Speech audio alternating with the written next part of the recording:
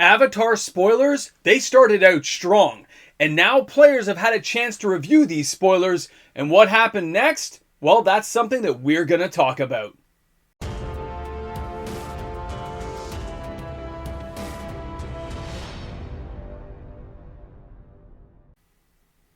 Avatar is not even fully spoiled yet, but players have now made up their minds. Welcome back, everyone. MTG Moxman here. Thanks again for hanging out today for a video. And you know what? It's kind of insane to think that just a week ago, we are talking about Spider-Man, the downgrade, everything not going well, prices collapsing. But with a few good spoilers, a well-received launch of these spoilers, things have started to turn around. Things are now looking a little bit different, and it looks like players are ready to accept what Avatar is going to offer.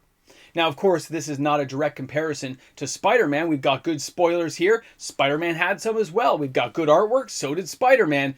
But Avatar, there are already key indicators that things are going to be received a lot differently. We're going to get into that. First, in today's video, we're going to take a look at a couple of spoilers and talk about what's going on inside the market space for Avatar. And in the second half of this video, we're going to discuss the financial side of just how well sealed product might be selling now. So let's start off first with our first spoiler, and that is going to be Tit-Lee, the Artful Acrobat. Now, this thing is a 3 casting cost legendary creature, human performer. It's a 3/2. Now, it does have prowess, but this thing also says, whenever Tit-Lee attacks, you may pay 1. When you do, target creature can't block this turn. Now, this may not be the most powerful card in a set, but when you're playing standard or playing in a limited format, you can see how a card like this is going to offer that extra little, oomph to get past certain opponents, because you can make sure that a target creature is not going to be able to block. I really like the look of the card. The artwork fits in nicely, and honestly, cards like this are always underrated, but they end up showing up in the most unusual places. Now, our next card is going to be Bumi Unleashed. Now, this is a card I, of course, wanted to see Bumi. You guys knew I like the earthbending thing. Now, he is a 5/4, and he is 5 to cast. He kind of reminds me of course, Anzarag, the mole god, because this guy here, for 3 colorless, 1 red, 1 green, this thing has trample, but Bumi also has earthbend 4. Now, whenever Bumi deals combat damage to a player, untap all lands you control. After this phase, there is an additional combat phase. Only land creatures can attack during that combat phase. Okay. But there are ways, especially in Commander, of making Bumi into a land. There's a Shira, the one of Soul, the green one from like Zendikar Rising. I've used it in a few decks. That thing would make Bumi into a forest, and he'd be able to untap every turn, be infinite damage because they'd all be lands. There's all kinds of combos players are going to think of, but in Standard, the ability to get his Earthbend ability off, as well as other cards we've already seen with Earthbending, means there's going to be a lot of potential here, and your lands are kind of protected. If they die, they just come back into play tapped. I like this card. It's going to be powerful, and a lot of players are going to be utilizing it. So way to go, Bumi. I like this one. Now, for our next card, and this one caught my eye. This is the Planetarium of Wan Shi Tong. Now, a legendary artifact that costs 6, pay 1 and scry 2. Now, I look at the card and it says, whenever you scry or surveil, look at the top card of your library. You may cast that card without paying its mana cost. Do this only once per turn. Now, excuse me. When you look at the surveil ability or a scry ability, let's not forget there's lands that are going to do this for us right now in Standard. There are multiple ways of using this card. Yes, it's only once per turn, which of course is great because you can use the surveil land on your turn to get something going. And then you could do this on their turn with the scry ability. There's a lot going on with this card that means you should not underestimate what this thing is going to do when it gets into play. Now, our next one here, we are going to take a look at Toph, and that, of course, is the greatest earthbender. I don't know, man. Bumi's pretty powerful. Now, when we look at this, it's a 3/3, 1 red, 1 green, 2 other. When Toph enters Earthbend X, where X is the amount of mana spent to cast her. Land creatures you control have double strike.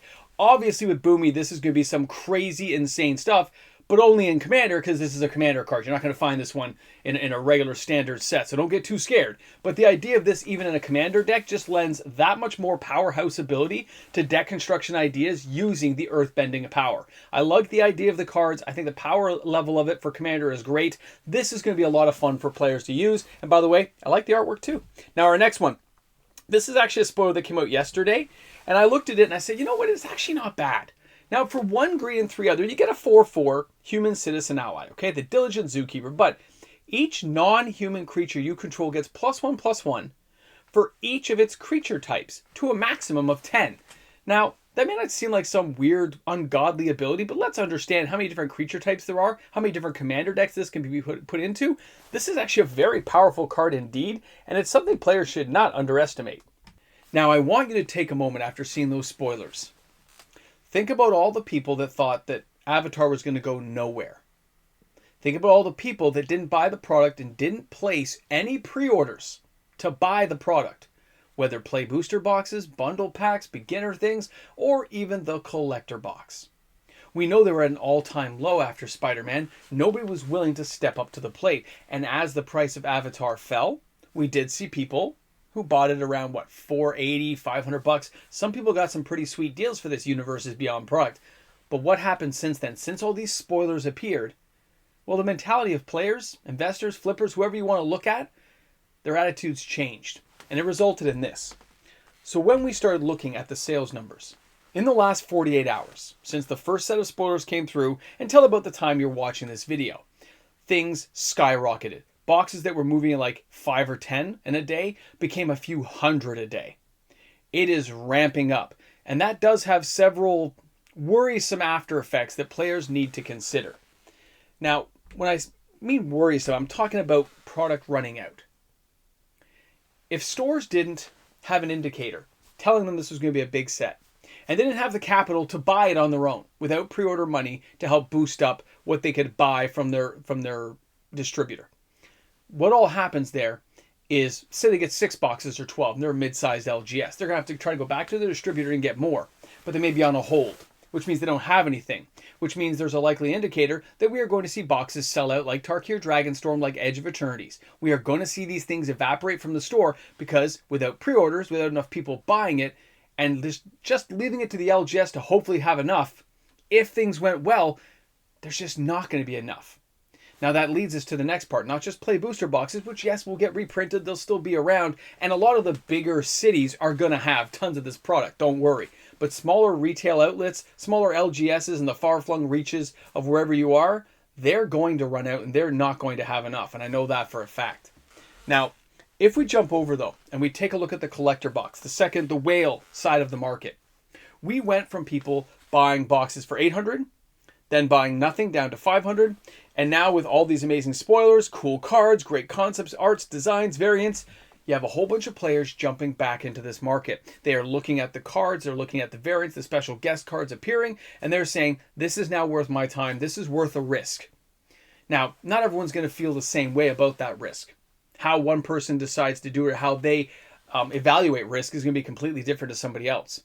But now we're going to start seeing box openings.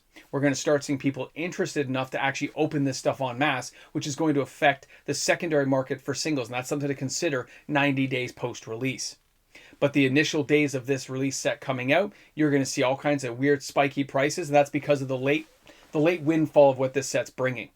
With not a lot of runway, this set in this last period of time has already approached Spider-Man level on its sales for collector boxes. Things just went through the roof where Spider-Man toned it down. This set is ramping up. But Spider-Man had a very long runway to work with, and since nobody was buying Avatar, it has a very short runway. That doesn't mean that the sales won't continue for a long period of time, but I think we are going to see that players who want to get this product are going to face increasing price pressure. As stock runs low, prices are going to go higher. Other stores are going to look at those prices and imitate them and raise their prices up as well. This can create a FOMO event that you do not want to be part of. You want to sit in the backdrop if you think it's going to go too beyond your means. Don't risk it. The singles will be there, and that's good for the market. The whales who want to get involved in this product now because it's looking a lot better than people thought it was going to, let those players have at it and enjoy. And you know what? If you can't afford it, but you still want to see stuff, just check out channels that are doing box opening videos, cracking the packs, so you can see how things really unfold for Avatar. Again, we still have lots of spoiler season to go. We still have days left before the full gallery is spoiled, but there's a lot going on in this market. There's a lot of sales that people didn't anticipate. Things are turning around on a dime, and a lot of people, they're not prepared for it. Guys, thank you again for hanging out. Thanks for being here on the channel today. Thanks for stopping by. And you know what? Drop some comments in the comment section. Feel free to put some stuff down, how you feel about what Avatar is bringing to the table. How do you feel about it? And are you buying any? Guys, thanks again. We'll be back tomorrow with another video. What are we still doing here? It's the end of the video. What? This? You wanted to see this. You want to see the people? The people you don't really want to talk about in the darkness of the room toward the beginning of Halloween? The patrons, the patrons, the patrons. The YouTube memberships. Those are the people supporting the channel. Thanks again, guys. Oh, welcome back to the Ramble Jamble. I know the lights are flickering. Things are going crazy. And Avatar's a lot better than people expected. Isn't it? What's that moment? Hold on. Let me just savor it for a moment.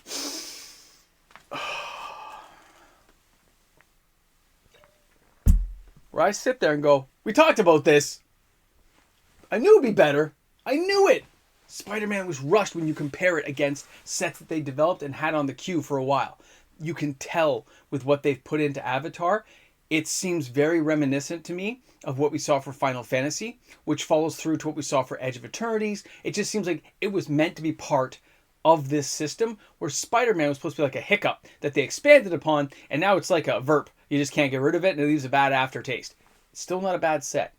I'm not going to pan it for some of the card ideas and concepts, but it doesn't really fit with what people wanted to see for Magic the Gathering, whereas Avatar looks like it's taking off. The sales are getting a little bit high, though, a little bit ludicrous. I think people are just jumping on board.